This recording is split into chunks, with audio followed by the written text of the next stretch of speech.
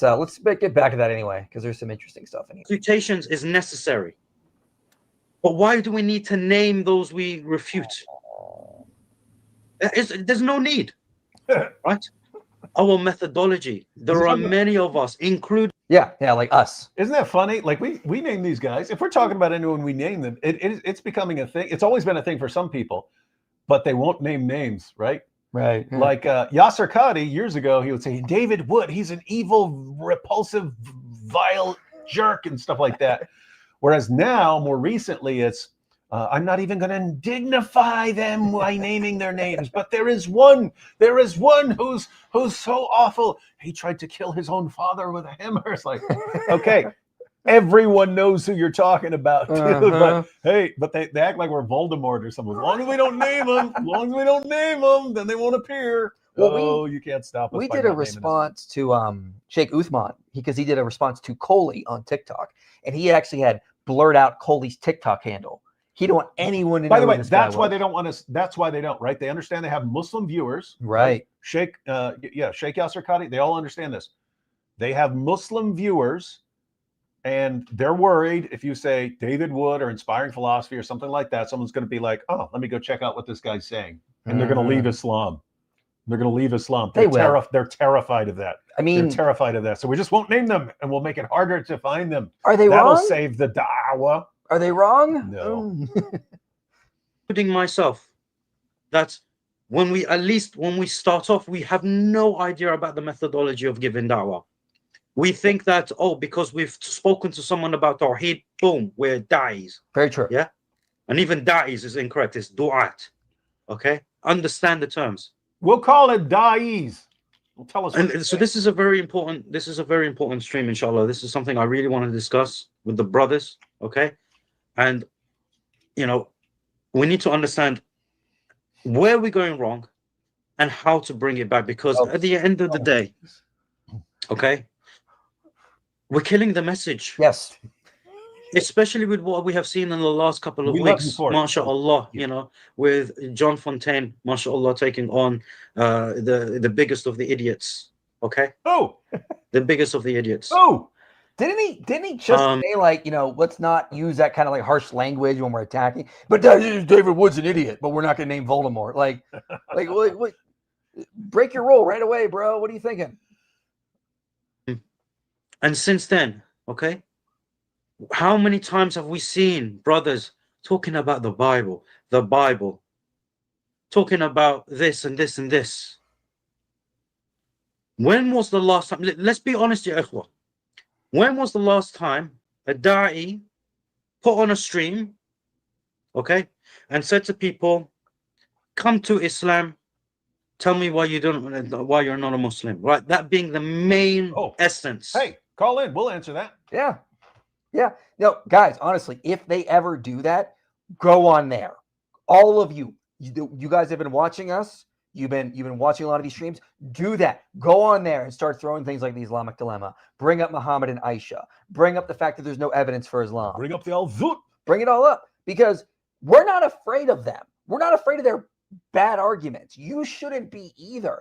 I love it when Christians go there, because even if you do bad, you learn and you get better and you keep going. I'm not worried at all that you're going to leave Christianity if you've been watching us, because you know these arguments. You know the evidence for Christianity. You know how bad the evidence for Islam is. Why are they afraid to send their people to us? Why is this guy being like, don't go to their streams, don't go to their streams? Why? We've got nothing to hide. We're not afraid of anything. We don't have a religion based on lies. Big difference here. Off the stream. I'm talking about big channels. I'm talking about small channels. Okay? Just strictly talking about Islam, not talking about the Bible, not talking about atheism, not just bringing all people to Islam and really focusing on that rather than having an open thing, right? Keeping it concentrated on Tawheed, on the Quran, on the Sunnah, rather than if they bring up Tawheed, be sure to mention Allah's two right hands and his shin and all that stuff. This dude lives in fantasy land, man. He lives in total fantasy land. Dude, we let the genie out the bottle, man. You can't put the genie back in, man. Nope. Too late. Nope. Too late. An open buffet. When was the last time we saw that? Open buffet. I think that was the Al Zut's nickname for Muhammad. Buzzing. Why is it that when we come up with things, we tend to try to copy the disbelievers with our phraseology? What? You know? Why? Why do we need to do that? Because we're good. Tawheed, ya ikhwa. At the end of the day, we need to understand that when we do da'wah, we are taking on the responsibility of the prophets. We are the inheritors of the prophets with regards to calling to Allah. Doing a bang-up job. This is not a light thing. This is not a light thing. This is not about chasing the most popular enemy of Islam.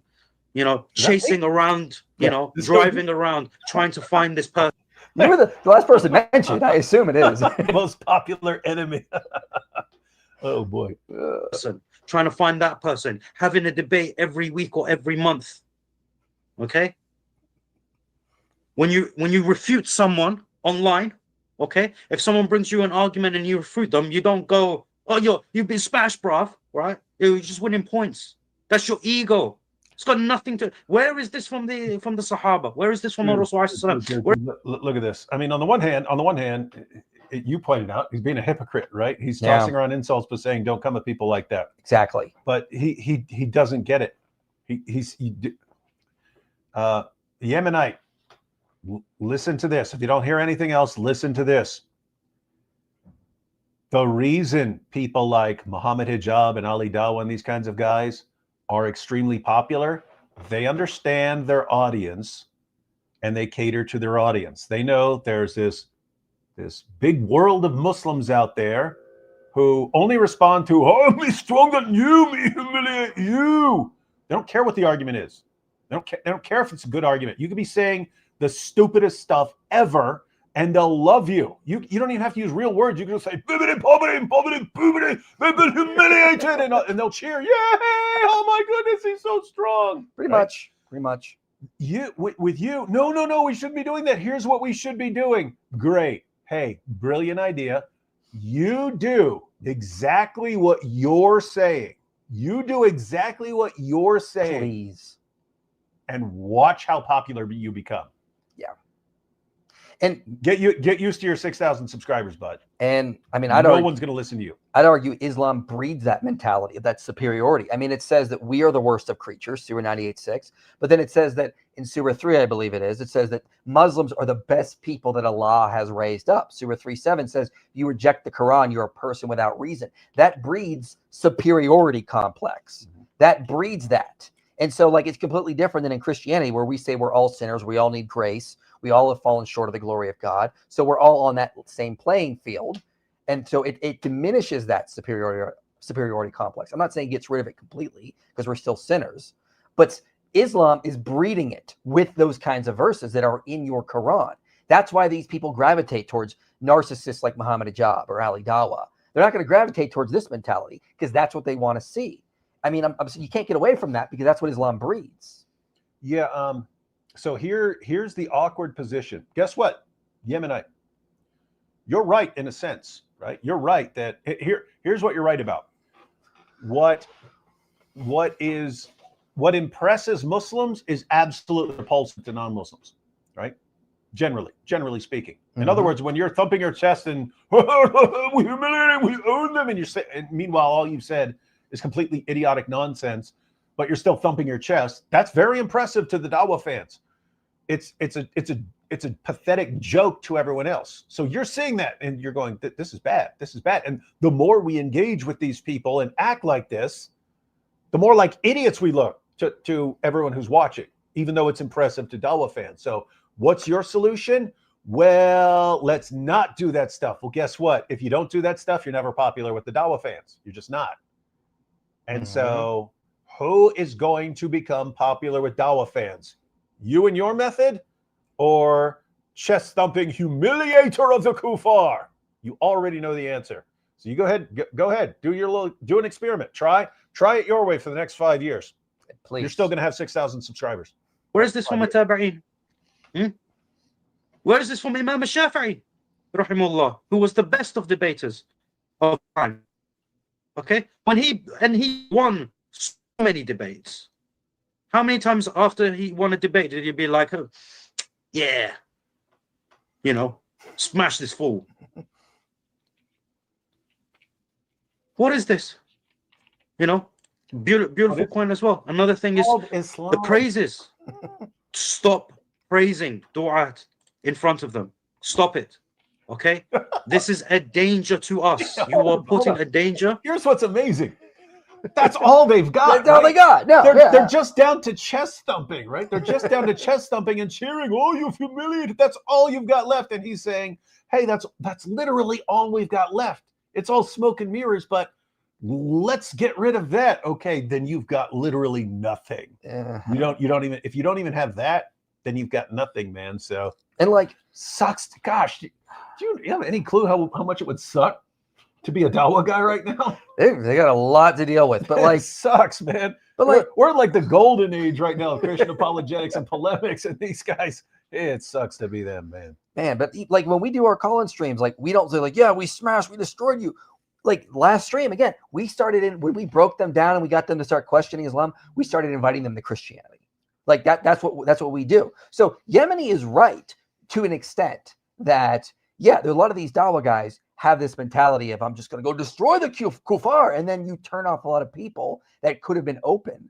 Like what we do on our streams, and we try to do this. We're not perfect at it, but what we try to do is be like, all right, yeah, Islam has problems. You want to challenge us? We're going to challenge you back. But if we start to see that things are getting through, we're breaking things down for them, it's starting to resonate, then we go, hey, have you ever read the Gospel of John? Have you ever considered Christianity? What do you know? Let's talk about this kind of stuff.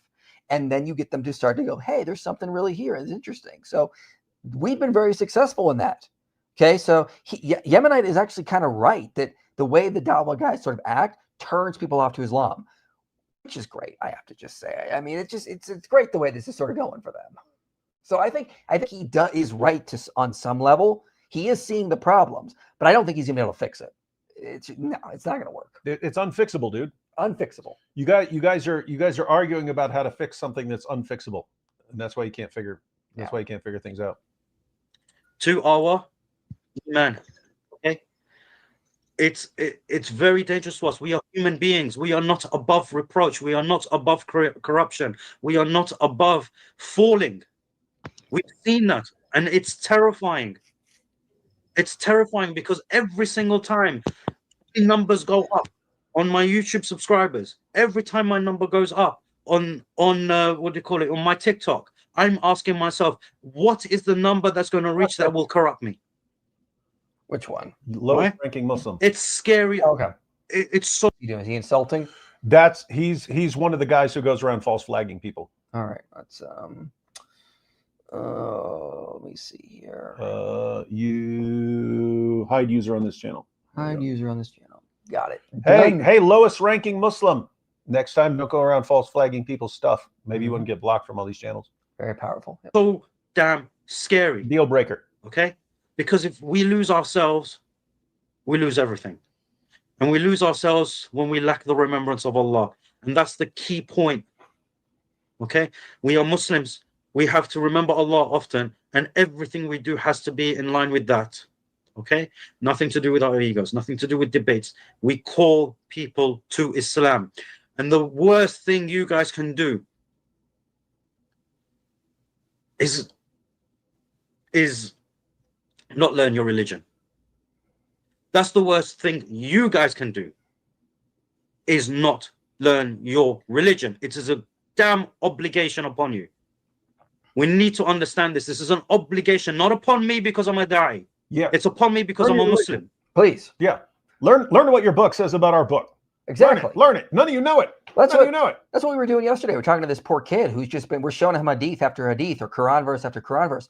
And it's like, no imam has ever shown him this stuff. Like, why is it that we have to show him these hadiths he's never heard of in his life? Mm-hmm. Like, that's pretty bad. Like, wow. And that's why they get bothered, right? Mm-hmm. That happens when that happens over and over and over again to you. It becomes like, yeah, you were showing him what Muhammad said about Jews and Christians paying the penalty for Muslims in hell. Right. Right. Yeah. So he's bringing it up. Hey, Christianity is unjust. Someone else dies for your sins. That's evil and unjust. Islam is just. And you're like, well, why does Muhammad say that Allah is going to punish Jews and Christians in hell for the sins of Muslims? Guess what? Never heard it before. But right now, it's going through his head. Why did I hear what my prophet said from Christians? Exactly. Why have I gone my entire life in the mosque and never heard what Muhammad said about this issue? Even once, and I had to hear it from Christians. Might be able to get past that eventually, but as that keeps happening, wait a minute. Every time I hear what my prophet actually said, I'm hearing it from Christians, not from maybe I need to look into this for myself. Yeah. And that's when they're on their way out of Islam. And so we agree with Yemenite, learn your religion. But when we say learn your religion, we don't mean go to your sheikh and believe whatever he tells you.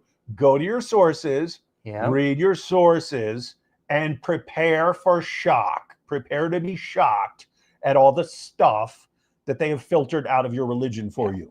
Yeah. Everyone, please be praying for the kid I spoke to. You could just say the kid that IP spoke to on Sunday. We definitely put some rocks in his shoes. He's going to have to meddle around. Hopefully he gets out of Islam and becomes to Christ. All right. That's not it. And the worst thing I hear is every time someone comes up and they're like, Yemeni, mashallah, you've got so much knowledge. Damn it, I do not have a lot of knowledge. No, right? None of that definitely hasn't crossed my mind. That's a soundbite right there. of us have. People always come to me and they say, Yemenite, you are the greatest Muslim of our generation, the most knowledgeable Muslim of all time. Why aren't you the supreme Muslim in charge of everything? Why aren't you our new caliph? And I have to say, no, I'm humble. I'm humble. What is this, man? Oh, it's beautiful. It's beautiful. No matter which da'i you point out, I can tell you for certain, they do not have the amount of knowledge that you give them credit for. We have a fraction. Walhamdulillah, Rabbil Alameen, for the fraction of knowledge that we have, because that fraction of knowledge has cemented our faith. Okay? But we have a responsibility with that knowledge. We are not donkeys carrying loads. We are Muslims that benefit from knowledge. We seek beneficial knowledge and we benefit from that knowledge. Okay? I want to stop hearing that. I want to start seeing my community and the community of other du'ats starting to really, really hone in on their religion. I want to see you brothers and sisters. You got to listen to this guy. Yeah, Ali Dawah. This guy's now in charge. This guy runs the show. He's the most knowledgeable Muslim on the planet. Yeah. All his fans know it. Know more than me. Because if you know more than me, then alhamdulillah, my job is done. I do not need to worry about any one of you in terms of shubuhat. Okay? And this is another thing. This leads me to another thing. Why the flip are we going to non-Muslim streams? Why are Muslims in general going to non-Muslim streams? I mean, like, I'm sorry. You don't understand the basics, the basic fundamentals of Tawheed, and then you think you're going to go onto a stream and refute non-Muslims that have dedicated their lives, powerful, and their wealth to come up with ways to make you look like an idiot, to make it look like you don't know your religion, to make it look like your religion is trash. And they know how to do it because of rhetoric and all of this stuff. And evidence. Yeah, we have this powerful technique we call reading the Quran. Yeah. It's very, very, very complicated, masterful technique. Takes years to get down. All we do is read. And they go, no, they're just using rhetoric. Reading is rhetoric. Read. We only read one word in the Quran. It's Muhammad. And then we read that and nothing else. They know twist you put make you think why you're there in the first place. Expose your hypocrisy. Yeah. And people, subhanAllah, they think, oh, I'm the one guy that they can't do that to. I'm the one guy that you can't do that to. I'm the one sister that you can't do that to. Why? Why are you so sure? Why? I'll tell you why. It's because your Quran says we are the worst of creatures. You are the best of people Allah has raised up. And if you reject the Quran, you're a person without reason. It's because the Quran fuels this superiority complex. That's why. That's why Muslims come onto these streams. thinking they're going to outsmart us or refute us easily. They have been told over and over again throughout their lives they're the best that Allah's raised up. And if someone has rejected the Quran, they don't have a reason. That's why. Here's what's amazing, because we keep pointing out that, like, he's right in his criticism, right? Mm-hmm. It's a situation where he's looking at this going, this is all wrong. This is not working. He's right about that. He's wrong about the solution, right? It's, look, this is wrong. This is not working. This is destroying the ummah. This is destroying dawah. Therefore, you need to do this. No, guess what? You're right. This is destroying dawah. This is destroying Islam. But that's not going to that's not going to work any better. Islam and dawah are just being crushed. Right. And there's nothing you can do about it, Yemenite. Nothing. Nope. Nothing at all. So that's what you're missing. And so, yeah, it reminds me of like when they're taking completely different responses to the Islamic dilemma, and they're arguing. No, your response is wrong. You should go with this one. No, your response is wrong. You should go with this one. Mm-hmm. Well, you're both right in that the other response is wrong. You're just wrong about you having a better response. There is no response to the Islamic dilemma except leaving Islam. Yeah. And so this is just a situation they're in. Yemenite, it doesn't matter what you do.